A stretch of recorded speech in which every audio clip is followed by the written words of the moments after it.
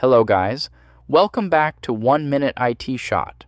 In this video, I'll show you how to clear your browsing history on the Comet web browser.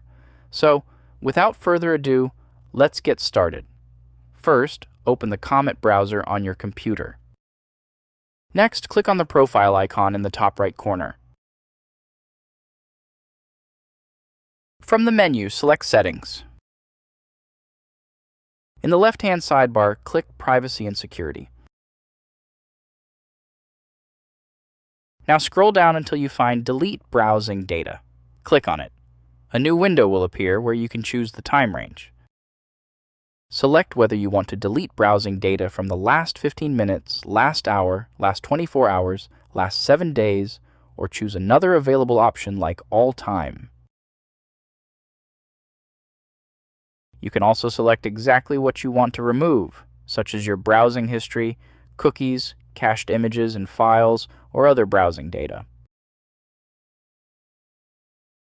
Once you've selected everything you want to delete, click Delete from this device. Wait a few seconds for the process to finish. Your selected browsing data will now be removed from the Comet browser. And that's it. If this video helped you out, please leave a like, subscribe, take care. Bye.